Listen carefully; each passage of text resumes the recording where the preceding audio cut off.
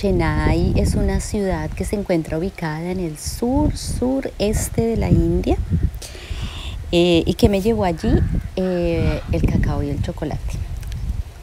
Algún día, retomando aquella lista de estas cosas que siempre he querido profundizar, recordé el cacao y el chocolate y me encontré entonces con esta empresa, Cacao Chala, ubicada en Chennai, que se dedica a producir chocolates utilizando el grano de cacao y comprándolo directamente a los productores de cacao, haciendo una producción lo más sostenible posible.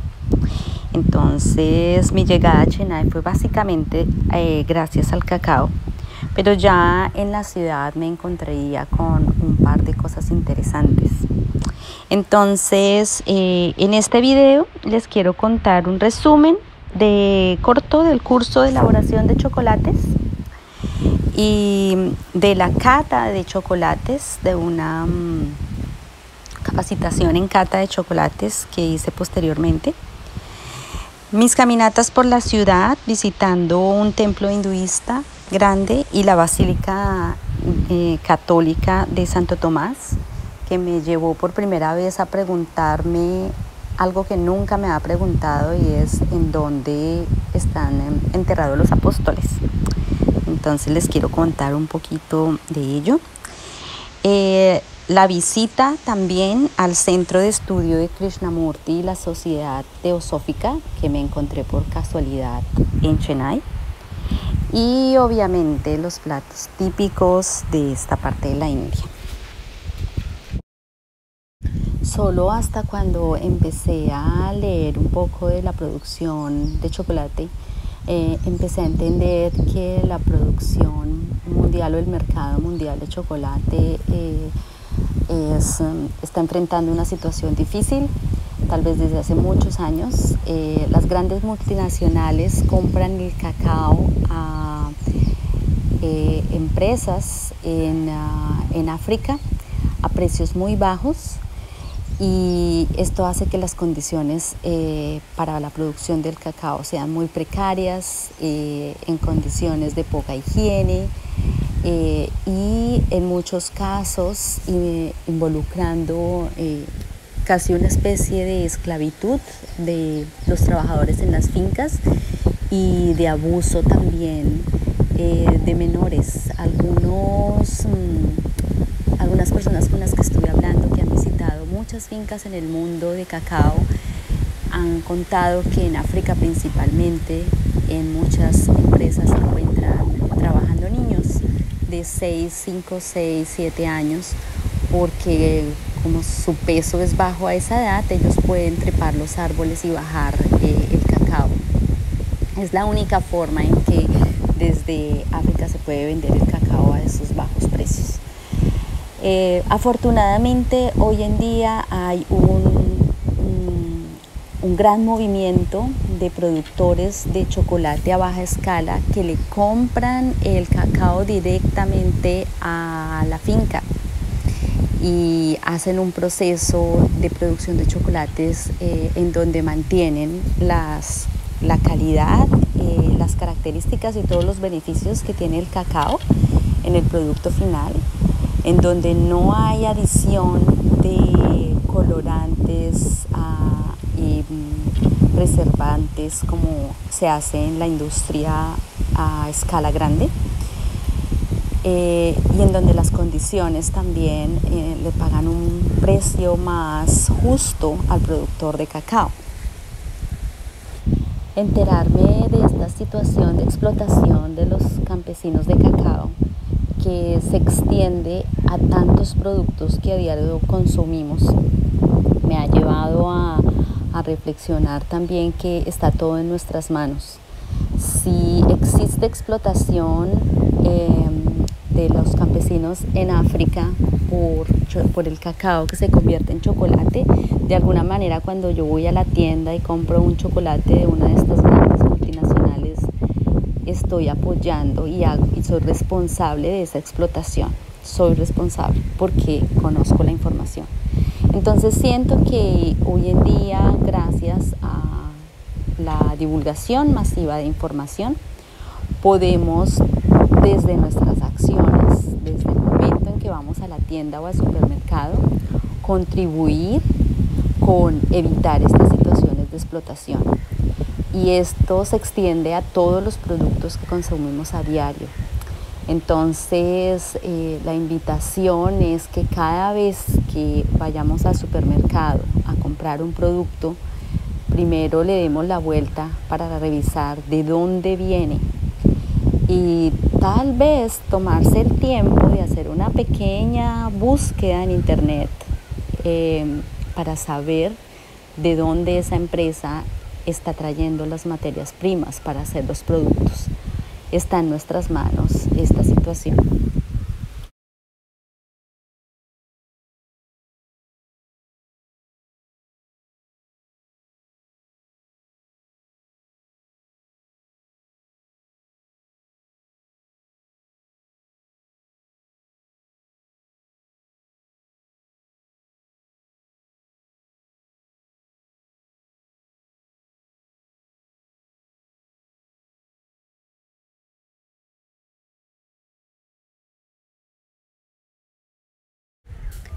Tuve 3 días de descanso entre los cursos y formaciones en cacao y chocolate y decidí entonces visitar el Centro de Estudios de Krishnamurti.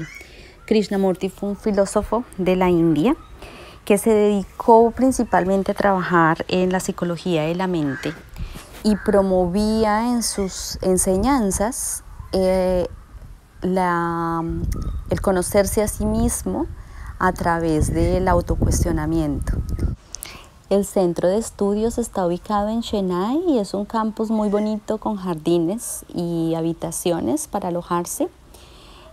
Y quienes siguen a Krishnamurti llegan al centro de estudios, se hospedan por algunos días o a veces en algunas ocasiones un mes. Y la dinámica del centro es la mayoría del tiempo en silencio, estudiando. Tienen una biblioteca muy completa con libros de diferentes temas y las enseñanzas de Krishnamurti y los videos de todas las charlas que él dio a nivel mundial. Entonces el día se emplea observando, leyendo los videos o leyendo algunos libros, y en las horas de almuerzo y cena los visitantes se reúnen a discutir sobre algún tema particular.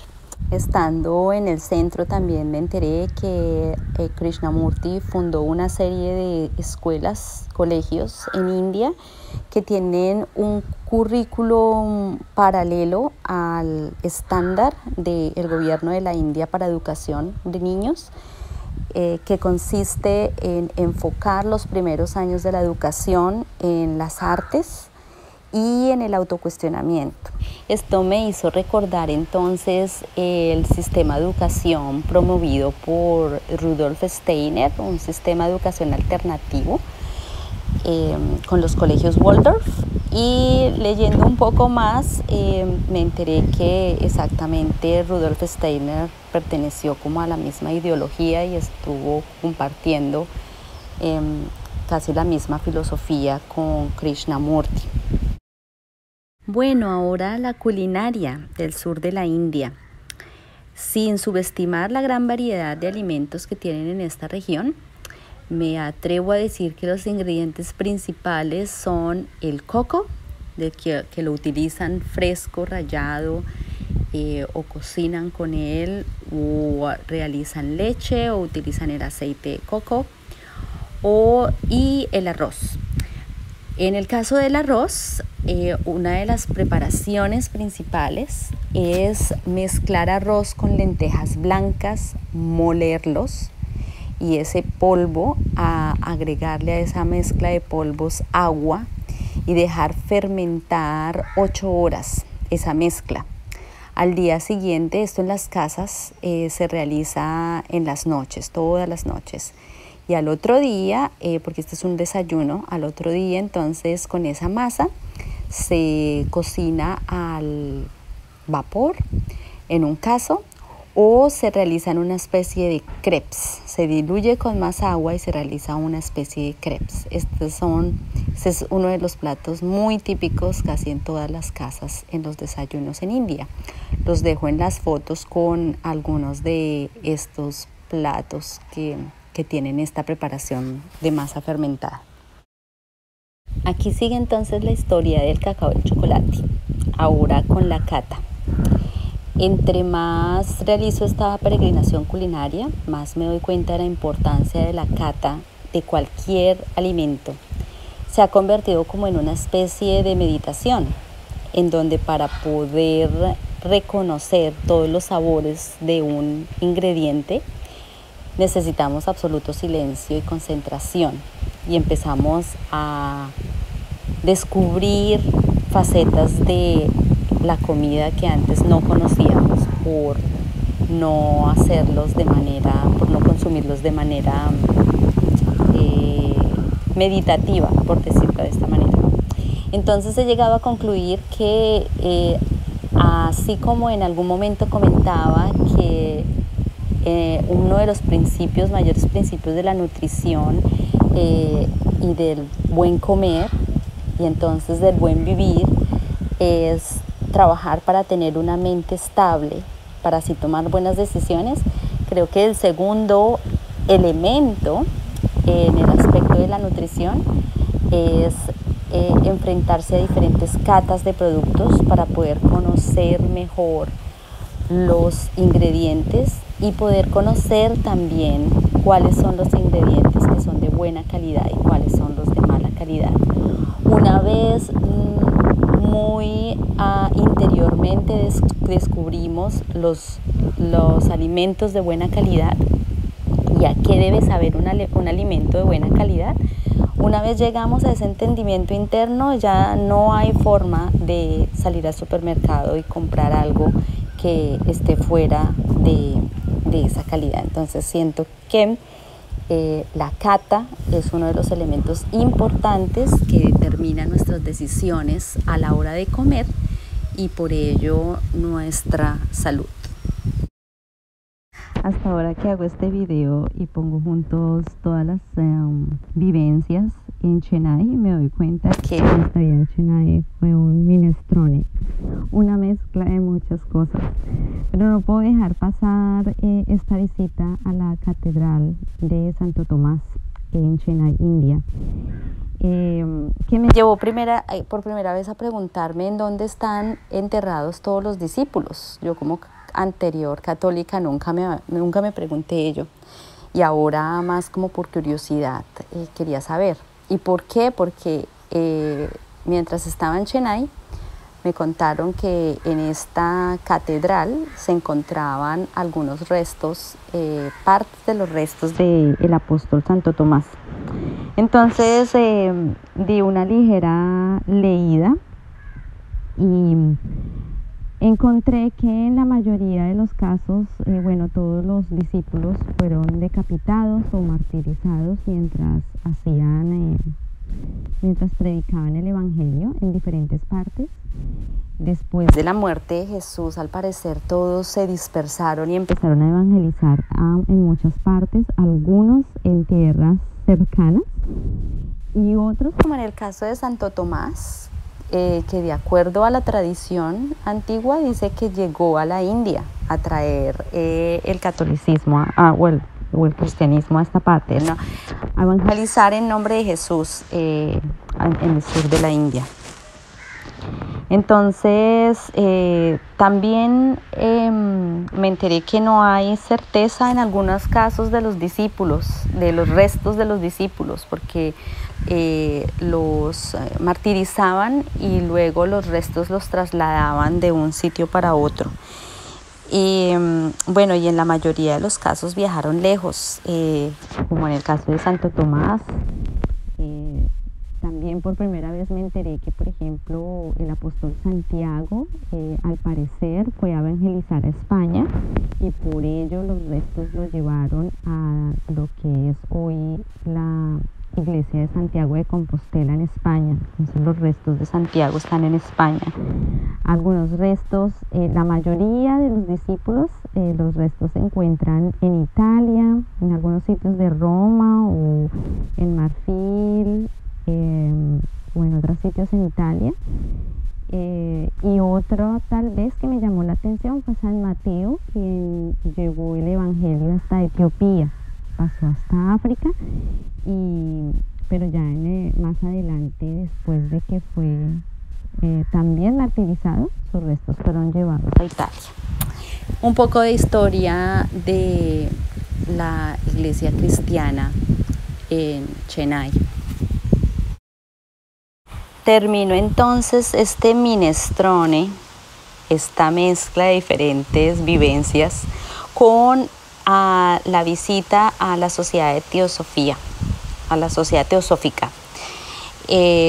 Estando en Krishnamurti me enteré que él algunos años estuvo vinculado a esta corriente filosófica. Y también me enteré que la sociedad, el centro de la sociedad en este momento se encontraba también en Chennai. Entonces decidí visitarla. Y para mi fortuna, tan pronto llegué al sitio, es un campus de nuevo muy grande, es un área muy grande rodeada de naturaleza, en el medio de naturaleza y rodeada de naturaleza. Para mi fortuna me encontré con una brasilera que estaba viviendo hacía 3 años en Chennai porque ella está vinculada a la Sociedad Teosófica, había estado vinculada desde Brasil y la contrataron para que viniera a India a ayudar en las publicaciones de todos los libros que ellos editan. Entonces le pedí a ella que me explicara cuál era su entendimiento de qué era la teosofía. Y ella muy en general me dijo que, bueno, pueden haber diferentes definiciones o puntos de vista, pero me contó que en general la teosofía promueve la búsqueda individual de la verdad a través del estudio de diferentes religiones para entender sus principios y llegar así a conclusiones individuales para hacer de nuevo elecciones. Me pareció un sitio muy interesante porque construyeron en el área diferentes réplicas de templos, que son las que tengo en las fotos. Construyeron un templo pequeño budista, un hinduista, una iglesia católica, un templo zoroastro, una mezquita, un templo sikh, entre otras religiones. Y tienen una biblioteca maravillosa en donde tienen diferentes libros de todas las religiones y tradiciones místicas, incluyendo aquellas del paganismo y de aquellas tradiciones que siguen y honran a la naturaleza, que son mucho más ancestrales que las religiones.